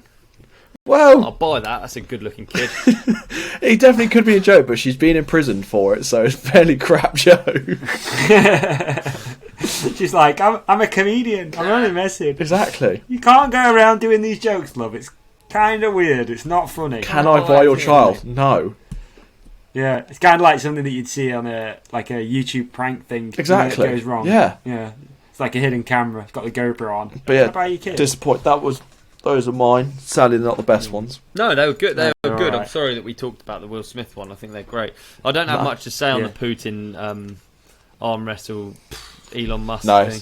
I think just because you have a rocket company, you don't have to have like an angle on everything. You don't have to be the. It seems not like a moment Elon Musk to be trying the to centre set of up his attention. own social media. Trying to set up his own social media channel. Pretty I think much. that's what he's doing. If you follow him on Twitter, I very rarely use Twitter. Very, very rare. His Twitter is wild. His Twitter is insane, and it's basically asking tons of really awkward and deep questions about Twitter and how it's run and how it should be run and freedom of speech and stuff like this. And But don't use it looks war like to get across your. No. That's what Did I tell you about the bridal shop near where I live? They've made a fucking dress out of a Ukraine flag, and you just think, it's like it's not the moment to be. This is the thing, isn't it? Everyone just jumps on it It's and not the tries moment to be promoting your business. use it that to get it's fucking clicks. weird. In Gatwick, there's a specific lane for Ukrainians at passport control Oh, is it? to go to the front. That was quite There we interesting. go.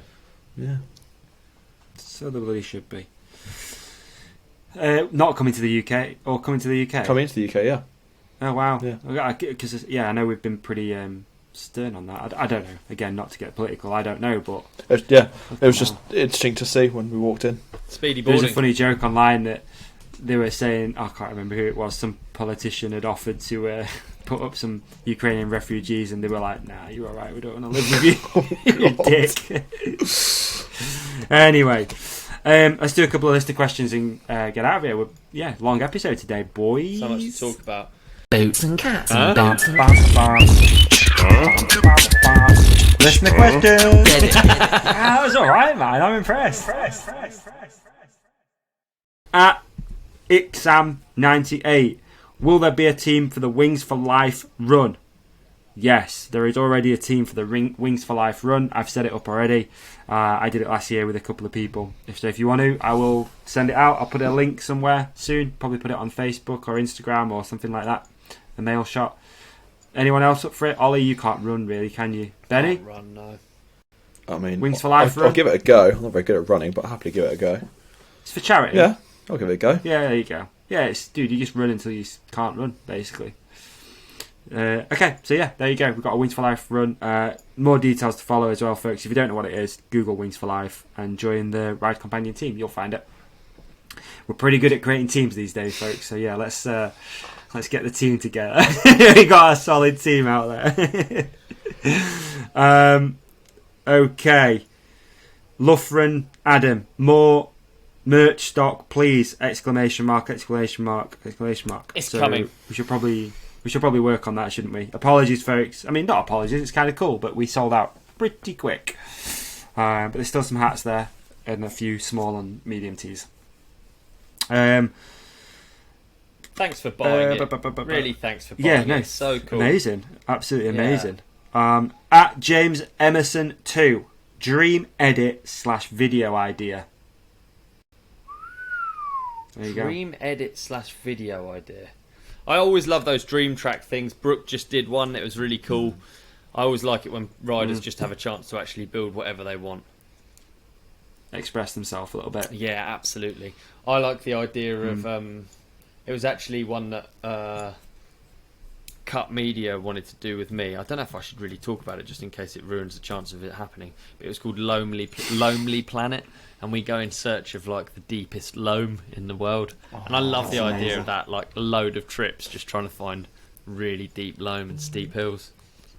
That's my dream one. There must be a geo thing to that. There must be a way of figuring out where it's going to be. I've been right? to Japan, with not Google riding, Earth and I like went that. down a walking track and I was like, this is the loamiest walking track ever. I wanted to go back since. For me, you know what? I've got this little. I'm going through this bit of a period at the moment where I'm really enjoying watching sort of like Steve McQueen and sort of like I watched On Any Sunday the other day just again because it's just such a dope film. And I've recently found this guy called Riley Harper, I believe he is. I sent you his article actually, Ollie. He's a stuntman in America. Oh, he's sick. Kid. He's cool. Good looking dude. He's cool, isn't it? Yeah. So my idea of a good trip at the moment would be, yes, mountain bikes, but also mix in some sort of surf, some sort of old motorcycles, sort of really try and catch that, whatever that vibe is, like California sort of Cali vibe. That'd vibe.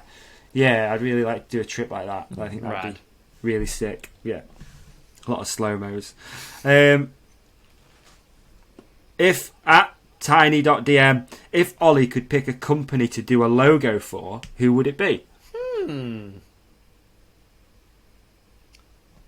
don't know really. That's a very good question. I think of if it was just a really cool company that does cool things. Ultimately, you know what I had the other day, which needs a heavy rebrand. Have you ever heard of Peas Pudding? Yes. Have you seen the logo and just like the packaging? It's just so tough, bad. It's tough. Yeah. It's like it's never changed from like the 40s. It is really tough. Yeah. It came up on a YouTube video, so that's why I bought some. Long story. That'd be. I don't know if I'd want to do it. What I mean by cool is like maybe it's like a good cause or something that you get hyped on. Otherwise, I just think if it's like an open brief and something you can get hyped on and cool people and cool story. I really like heritage brands. I just think all of the branding on those, like golden syrup packaging, for instance. How cool is golden syrup packaging when you think about it? Yeah, it's cool. Golden syrup packaging is cool. Yeah, it is. There's other examples of just Yorkshire like tea. heritage. Yeah, 100%. Yeah, they've got Henderson's Relish, they've got really like cool. a strong brand already in place, and then you have to fiddle with it. I think that's really cool when branding agencies can do that and do it well. Interesting. Boring answer. Yeah, let's change it. Yeah, dildo company. Oi, oi! Fleshlight logo. At Benjamin Aris 4, stuff to do while I have COVID. I mean, fucking you can hell, do anything now, outside, can't man. you? You can actually do anything. now, can't you? I dare say I've had it for the last week, and I've not done anything. I've just been out there doing it. Have you tested positive? I haven't done a test, dude. I'll be honest with you, but I mean, tick all the boxes. You know, snotty nose, cough, you know, all that sort of shit. But it was weird because I did that trade show last week. Felt absolutely fine until Wednesday when I spoke to my colleague who also did the trade show, and he was like, "I feel like shit." And then I thought about it, and I thought, I feel like shit actually as well. I've been like really achy, and then I went on a downward spiral for a few days, and then just spent loads of time outdoors, walking, blowing my nose on. What did I say? Blowing my nose on leaves. There you go. All sorts of stuff. Let's go outdoors. Vitamin D.